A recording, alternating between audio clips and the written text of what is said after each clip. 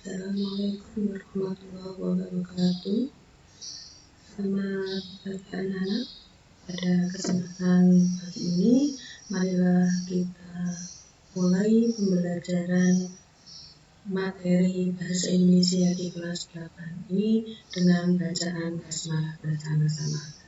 Bismillahirrahmanirrahim. Ya, materi pembelajaran kita kali ini adalah teks berita. Tadi 3.1 mengidentifikasi unsur-unsur teks berita. Jadi nanti di akhir pembelajaran kalian diminta untuk mengidentifikasi unsur-unsur dari teks berita.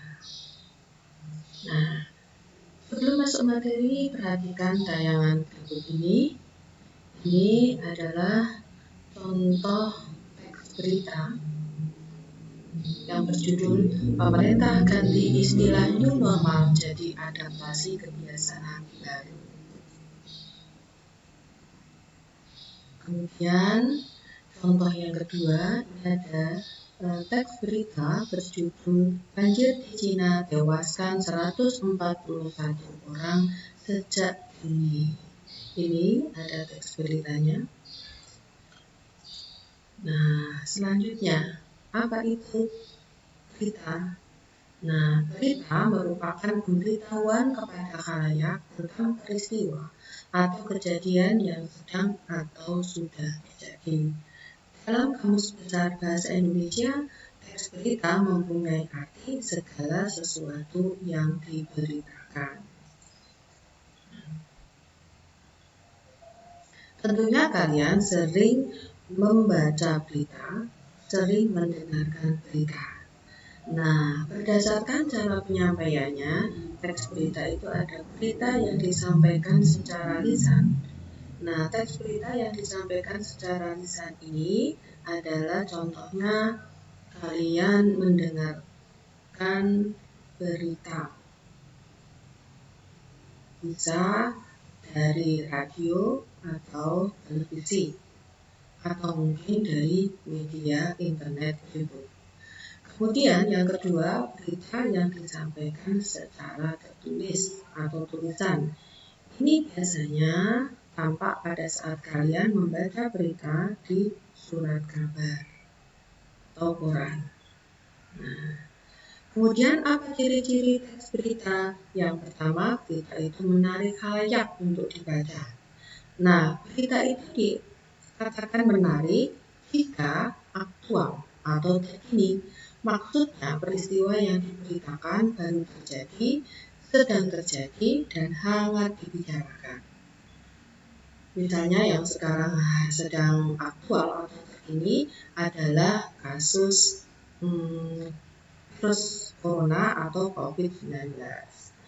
Kemudian yang ketiga, seperti tadi dikatakan menarik jika terpercaya atau faktual. Maksudnya, berita harus sesuai fakta yang ada, bukan opini dan rekayasa. Fakta itu bisa diambil dari hasil wawancara dengan narasumber. Nah, ini harus faktual dan terpercaya, bukan opini dan bukan rekayasa, berdasarkan fakta, berdasarkan data yang ada di lapangan. Kemudian yang keempat, ciri berita yang keempat adalah jelas. Maksudnya peristiwa itu disampaikan secara kronologis, runtut, dan urut. Kemudian yang terakhir, bersifat objektif atau apa adanya. Jadi tidak bersifat subjektif. Nah, selanjutnya, unsur-unsur berita.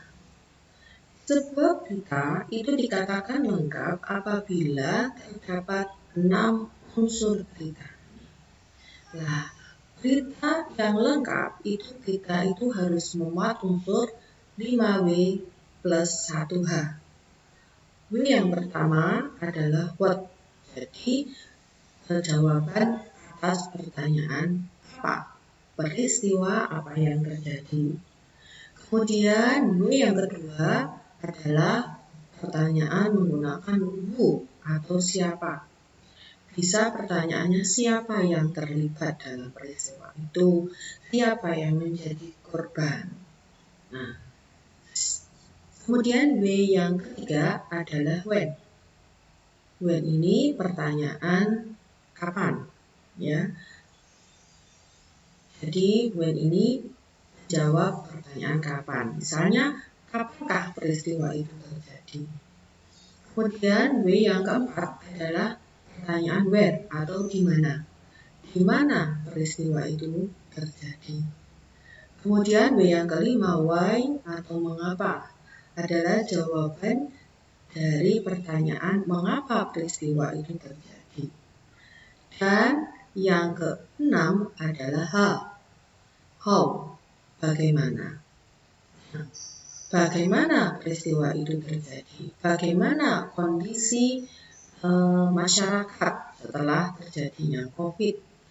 Bagaimana kondisi dari korban tabrak lari itu? Nah, jawaban atas pertanyaan 5W1H ini disebut unsur-unsur sebuah berita. Nah, ini unsur berita itu tadi sudah Ibu jelaskan, memuat pertanyaan 5W1H atau dalam bahasa Indonesia bisa disingkat adiksimba. A-nya apa? Peristiwa apa yang terjadi? B-nya di mana peristiwa itu terjadi? K-nya kapan peristiwa itu terjadi? C, siapa yang terlibat? M, sim, mengapa peristiwa itu bisa terjadi, dan bagaimana kondisi, bagaimana peristiwa itu bisa terjadi. Nah, ini contoh sebuah teks berita. Banjir di Cina tewaskan 141 orang sejak Juni. Mari kita baca bersama-sama teks berita tersebut. Beijing, otoritas Cina melaporkan 141 orang tewas atau hilang akibat banjir yang menerjang puluhan wilayahnya sejak bulan Juni lalu. Sedikitnya 29.000 rumah warga hancur akibat banjir yang dipicu oleh hujan deras dengan curah hujan tertinggi kedua dalam setengah abad terakhir.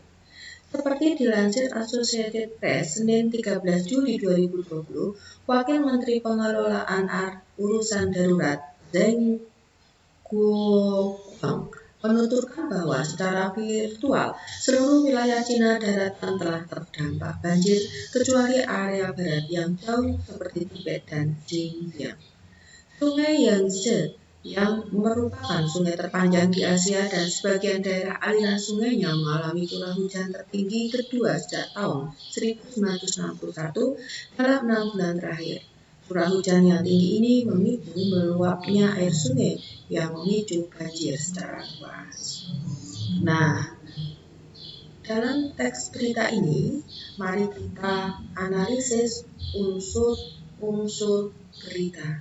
Ada tadi kita sudah pahami bahwa unsur-unsur teks berita itu ada adiksimba.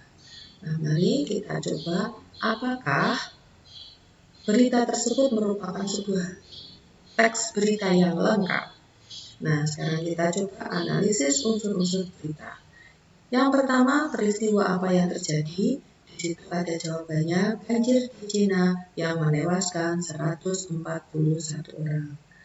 Di mana peristiwa itu terjadi? Peristiwa itu terjadi di Cina. Kapankah peristiwa itu dilaporkan? Pada hari Senin 13 Juli 2020. Siapa yang menjadi korban banjir? Warga Cina.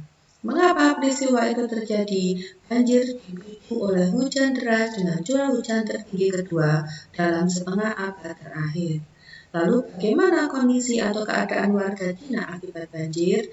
Cina melaporkan ada 141 orang tewas atau hilang akibat banjir yang menerjang puluhan wilayahnya sejak bulan Juni lalu. Sedikitnya ada 29.000 rumah warga hancur akibat banjir. Nah, anak-anak, ternyata teks berita yang tadi Ibu contohkan merupakan teks berita yang lengkap. Mengapa? Karena 5W1H atau unsur-unsur dalam teks berita itu juga lengkap. Ada what, kemudian ada jawaban when, ada jawaban when, ada jawaban where, ada jawaban who, ada jawaban why, dan how. Atau dalam bahasa Indonesia ini disingkat jawaban atas pertanyaan adik rimba. Apa, dimana, kapan, siapa, mengapa, dan bagaimana.